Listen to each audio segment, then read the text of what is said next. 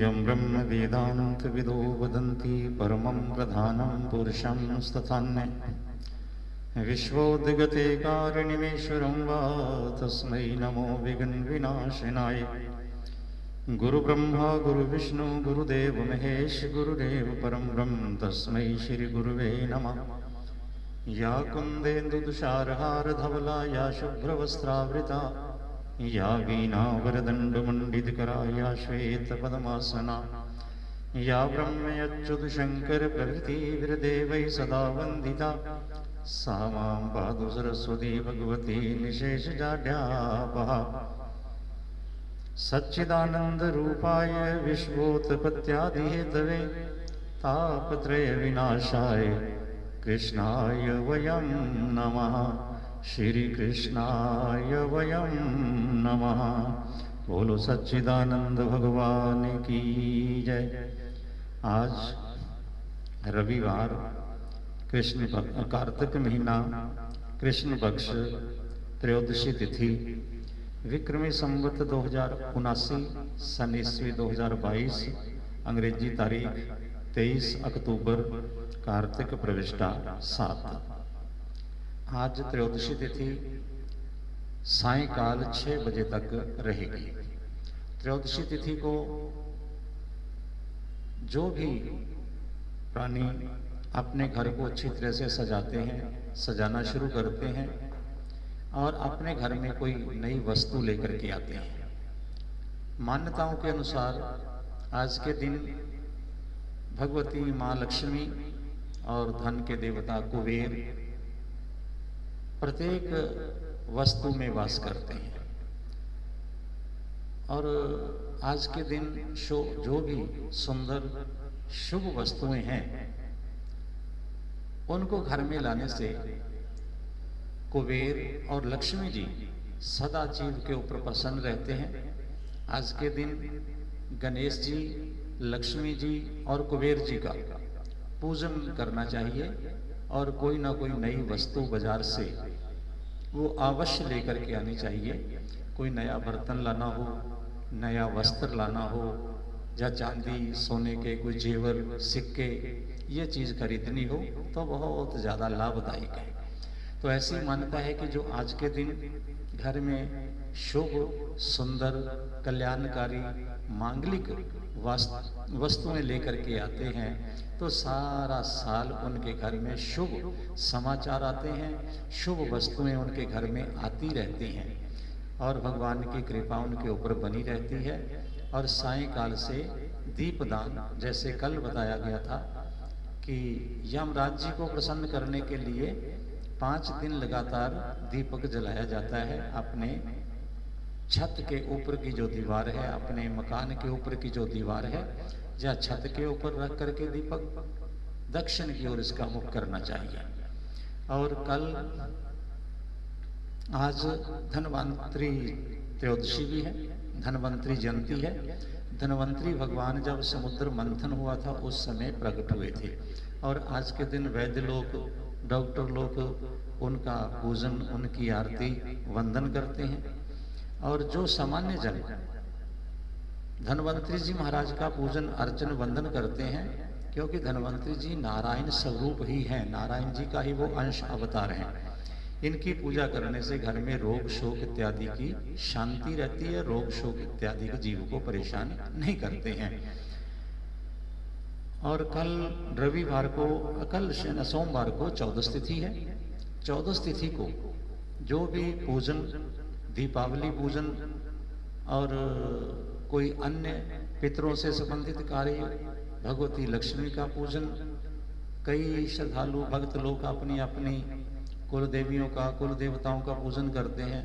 14 या अमावस को कई तेल डालते हैं, कई मिट्टी निकालते हैं। तो उनके लिए जितने भी 14 और अमावस के कार्य हैं वो सारे के सारे सोमवार को ही संपन्न किए जाएंगे क्योंकि मंगलवार अमावस के दिन प्रातः काल सुबह सूरज उदय से पहले 4:20-22 से ही सूरज ग्रहण का सूतक प्रारंभ हो जाएगा।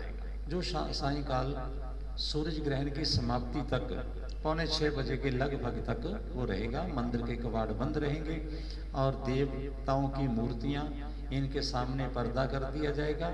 मूर्तियों को स्पर्श करना, मूर्तियों को स्नान करवाना, किसी चीज का मूर्ति के सन्मुख दान करना, किसी ब्राह्मण को कुछ दान करके देना, ये सारा निषेध होता है सूत काल में और ग्रहण काल में।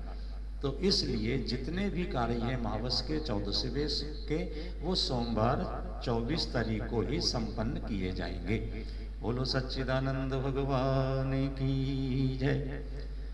कार्तिक महात्म की महिमा का वर्णन करते हुए भगवान श्री ब्रह्मा जी और देवऋषि नारद जी का संवाद चल रहा है।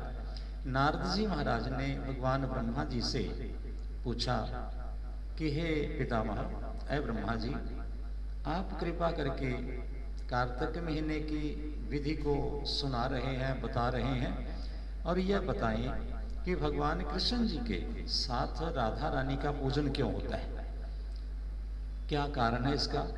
क्योंकि भगवान के घर में बहुत सारी पटरानियां हैं, रुक्मिणी जी हैं, सत्यभामा जी हैं, कालिंदी जी हैं, सुभद्री इत्यादि लक्ष्मणा जी हैं। तो इन सभी के होते हुए, अन्य गोपियों के होते हुए, बहुत सारी उनकी प्यारी गोपियां भी थी, इन सभी के होते हुए राधा जी के साथ ही भगवान का पूजन क्यों किया जाता है। तो ब्रह्मा जी महाराज देवऋषि नारद को बता रहे हैं कि हे नारद, राधा जी का विशेष स्थान है और इस महीने को, कार्तिक मास को, दामोदर मास भी कहा जाता है। जो भक्त लोग वृंदावन धाम में गए हैं ना, तो वहाँ पे राधा दामोदर जी का एक मंदिर भी बना हुआ है। वहाँ पे राधा कृष्ण भगवान का ही पूजन होता है। अन्य और भी हम जितने मंदिर देखते हैं, धर्म स्थान देखते हैं, तो राधा जी के साथ ही भगवान की पूजा की जाती है। राधा रानी जी ही भगवान के साथ में हमेशा विराजमान रहती हैं।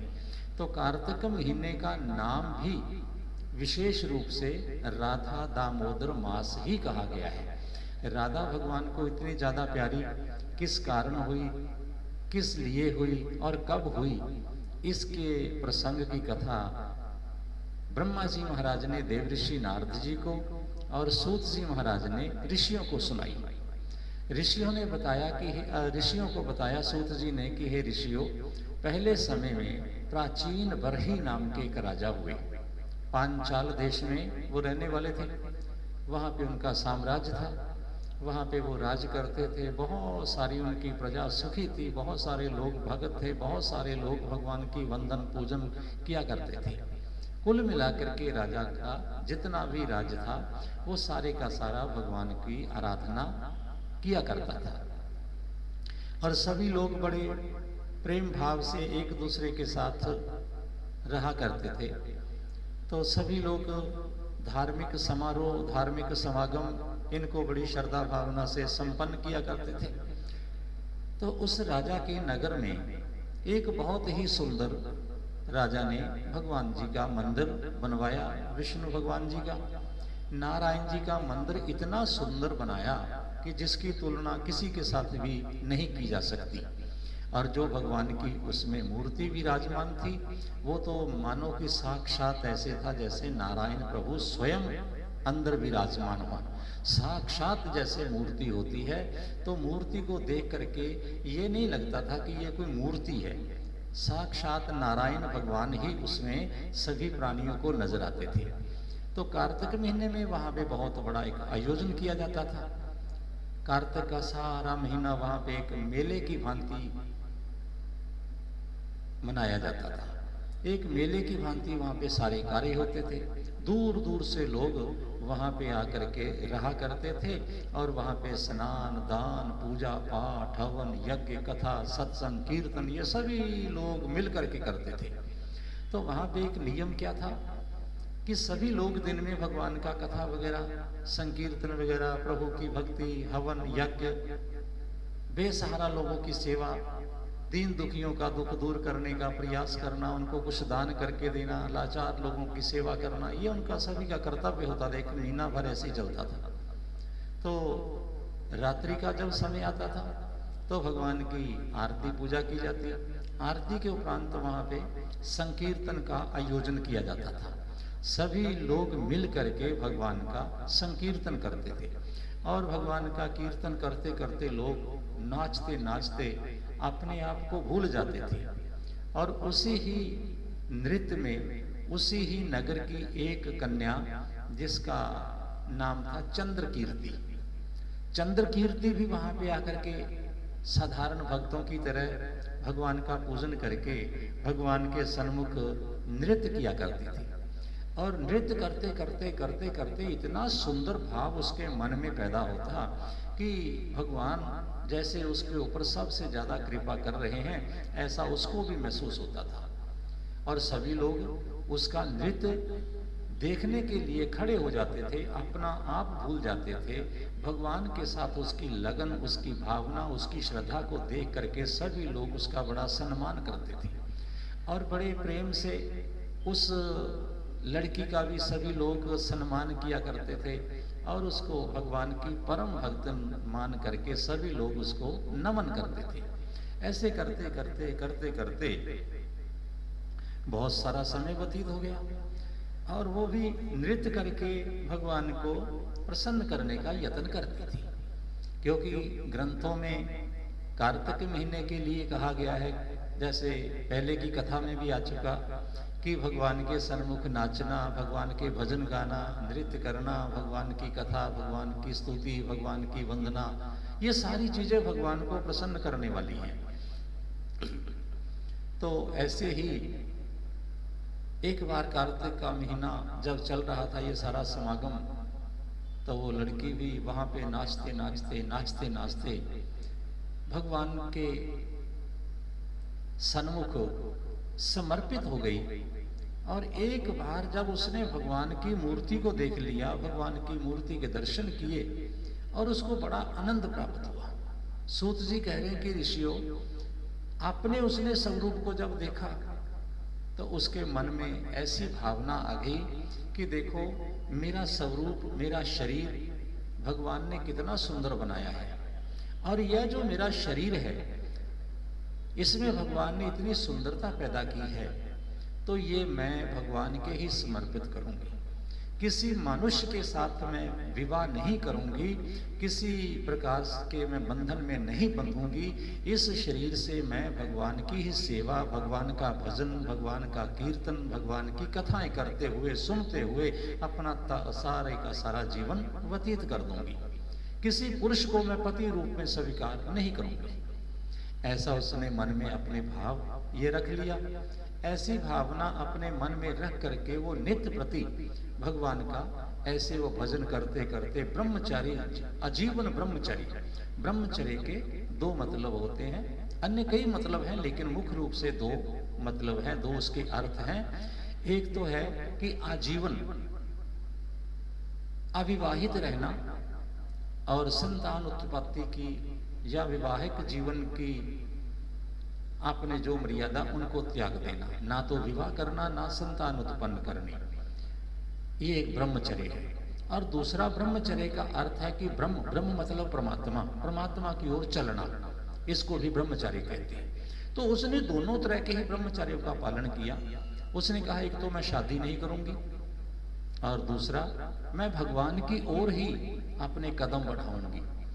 सारा जीवन ऐसा ही उसने संकल्प ले लिया और भगवान के सन्मुख उसने नृत्य करना, भगवान की पूजा पाठ करते करते करते करते अपना समय व्यतीत कर दिया। जैसे ही अंतिम अवस्था आई और ये शरीर उसका शांत हुआ, शरीर शांत होने के बाद देवलोक में पहुंची। देवलोक में पहुंच करके वहां पे उसका सम्मान, उसका मान, उसका यश ये फैला। ब्रह्मा जी के पास गई, ब्रह्मलोक में पहुंच गई। ब्रह्मलोक में रहते रहते बड़ा समय व्यतीत हुआ। तो इधर से क्या हुआ, मृत्यु लोक के अंदर बहुत सारे दैत्य लोग पैदा हो गए। दैत्यों को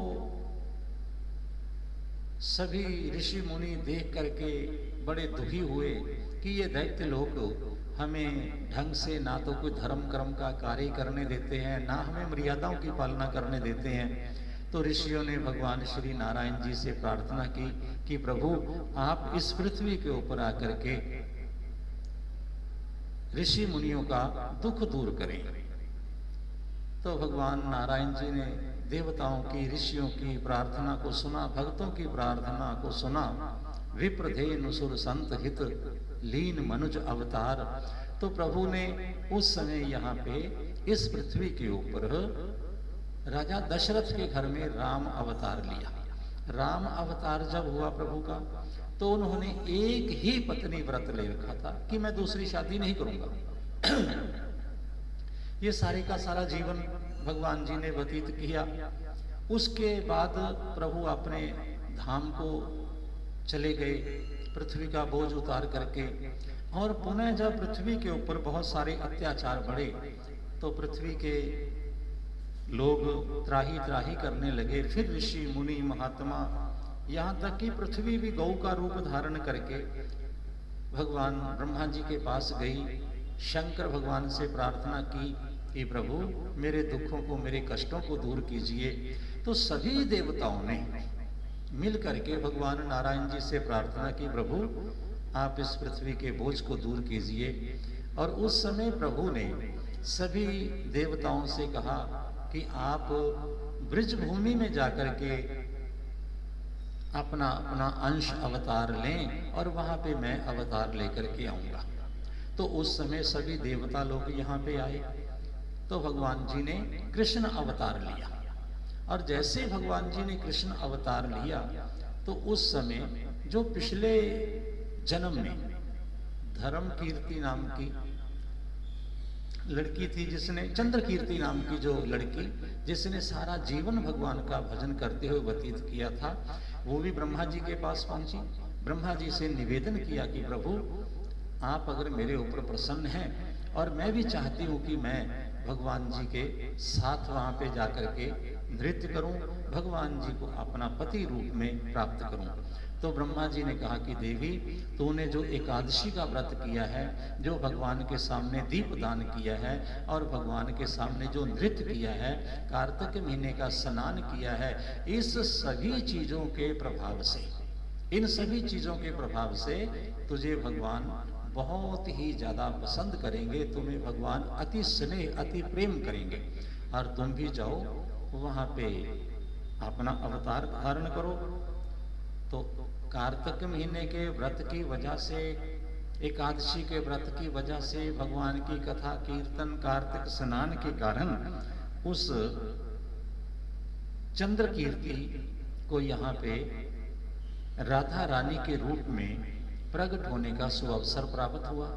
तो वही वृषभानु जी के घर में, श्रुति कीर्ति के घर में जन्म लेकर के राधिका के नाम से प्रसिद्ध हुई, और उसने भगवान को अपने भक्ति भाव से अपने वश में किया। तो ये कार्तिक महीने में भगवान के सन्मुख पूजन करने का, भगवान के सन्मुख नृत्य करने का फल है। तो राधा रानी जो पिछले जन्म में चंद्र कीर्ति थी, इस जन्म में राधा रानी बन करके और उसने भगवान का प्रेम प्राप्त किया। तो सूत जी महाराज ऋषियों को कह रहे हैं कि ऋषियों, कार्तिक महीने का पूजन, कार्तिक महीने का व्रत करने से प्राणी को भगवान की सानिध्यता यानी कि भगवान के नजदीक जाने का सौभाग्य प्राप्त होता है, जैसे राधा रानी जी को प्राप्त हुआ। और उस दिन से भगवान श्री कृष्ण जी का राधा रानी जी के साथ पूजन होने लगा, और राधा रानी जी के साथ भगवान की महिमा का गुणगान ग्रंथ भी करते हैं। ब्रह्म वैवर्त पुराण में और गर्ग संहिता में राधा और भगवान कृष्ण जी का विवाह भी दिखाया गया है। वहां पे ये लिखा गया है कि भगवान कृष्ण जी का विवाह राधा रानी जी के साथ बचपन में ही हो गया था। तो ये सारा प्रसंग है, ये सारा ब्रह्म वैवर्त पुराण में और गर्ग संहिता में आता है। तो इसलिए भी राधा जी भगवान कृष्ण जी के साथ हमेशा पूजन करवाती है। राधा जी का पूजन भगवान कृष्ण जी के साथ संपन्न किया जाता है। सूत जी महाराज से ऋषियों ने पूछा कि प्रभु आप कृपा करके यह बताएं कि जो दीपावली से पहले और दीपावली के बाद में क्या करना चाहिए। तो सूत जी महाराज ने ऋषियों से कहा कि ऋषियों, दीपावली से लेकर धनतेरस से लेकर के यानी कार्तिक महीने के कृष्ण पक्ष की जो त्रयोदशी तिथि है तब से लेकर के भैया दूज तक, ये जितने भी 5 दिन है ना, इनको यम पंचक नाम से सभी लोग जानते हैं और इनको यम पंचक भी कहा जाता है। त्रयोदशी तिथि को सायंकाल घर के ऊपर लाल बत्ती डालकर दक्षिण की ओर मुख करके दीपक जलाना चाहिए, जिससे आयु की वृद्धि होती है। और कार्तिक मास में घर के ऊपर नगर से बाहर यमराज जी के नाम का ये दीपक होता है। इससे अल्प मृत्यु का नाश होता है और सूर्य पुत्र यमराज प्रसन्न होते हैं और नई वस्तुएं खरीदनी चाहिए। 14 वाले दिन प्रातः काल सूरज उदय से पहले ब्रह्म मुहूर्त में प्रातः काल उठ करके अपने शरीर में तेल लगाना चाहिए। इसको नरक चौदस भी कहते हैं। और इस दिन प्रातः काल स्नान करने से पहले अपने शरीर के ऊपर तेल लगाना चाहिए और फिर थोड़े से तिल लेकर के वो जल में डालने चाहिए। और अपामार्ग, जिसको पुटकंडा, जिसके कांटे उल्टे होते हैं, इसको पुटकंडा नाम से भी पुकारा जाता है, अपामार्ग भी कहते हैं। और ये एक घास होती है, इसको ला करके अपने सिर के ऊपर से घुमाते हुए और घुमा करके इसको बाहर फेंक देना चाहिए। इससे पापों का विनाश होता है। तेल लगाने से और तिलों के मिले हुए जल से स्नान करने से प्राणी को यमपुरी में नहीं जाना पड़ता। और अपामार्ग, दूर्वा, इससे अपने ऊपर से घुमा करके जैसे हम फेंकते हैं तो हमारे ऊपर आने वाले रोग शोक सभी शांत होते हैं। स्नान करने के बाद फिर हाथ में तिल लेकर के और जल लेकर के धर्मराज जी का ध्यान करते हुए धर्मराजाय नमः, यमराजाय नमः, चित्रगुप्ताय नमः, जितने भी अपने को नाम याद हैं उनके नाम से तर्पण करना चाहिए, जल दान करना चाहिए। और इससे भगवान धर्मराज जीव के ऊपर प्रसन्न होते हैं। घर में, परिवार में कभी भी कोई अशुभ घटना ये घटित नहीं होती और अनायास किसी के ऊपर जो आने वाला कष्ट है वो सारे का सारा खत्म हो जाता है। चित्रगुप्त जी का, यमराज जी का ध्यान करते हुए और सुबह प्रातः काल ये उनको जल दान करना चाहिए, तिल दान करने चाहिए। और अपने जो पितर हैं उनके निमित्त, पितर हमारे जो इस दुनिया को छोड़ करके चले गए हैं, उनके निमित्त भी कुछ ना कुछ अन्न, जल, वस्त्र 14 तिथि को दान करना चाहिए। विशेष रूप से उन लोगों के लिए ये 14 तिथि में दान किया जाता है जिनकी मृत्यु अपगत हुई हो, यानी जैसे किसी दुर्घटना में अग्नि में जल करके, पानी में डूब करके या किसी शस्त्र आदि से जिन लोगों के प्राण निकले हैं, उन लोगों के लिए आज का जो दिन है ना, चतुर्दशी 14, तो ये सबसे श्रेष्ठ दिन होता है। इसलिए उनके निमित्त आज दान करना चाहिए। और अन्य लोगों के लिए अमावस को दान किया जाता है। ब्रह्मा, विष्णु, महादेव, इनके आगे प्रार्थना करनी चाहिए अपने पितरों का ध्यान करते हुए कि महाराज जो हमारे पितर इस लोक से विदा हो चुके हैं, अपगत मृत्यु को प्राप्त हुए हैं, उनकी आत्मा को शांति मिले। और इसको छोटी दीपावली भी कहते हैं। सायंकाल को घर में, मंदिर में, मित्र के घर में, ब्राह्मण के घर में, गुरु के घर में, तालाब में, तुलसी पर और पानी वाली जो जगह है, चौरास्ते पर, शमशान भूमि में, सार्वजनिक जगहों पर सायंकाल को दीपक जलाना चाहिए। इससे हमारे जीवन का और हमारे जीवन के अंदर जो अशुभ है उस सभी का विनाश होता है। हमारे जीवन के अंदर आने वाली बुराइयां दूर होती हैं और हमारे जीवन का कल्याण होता है। ऐसा करना चाहिए 14 वाले दिन।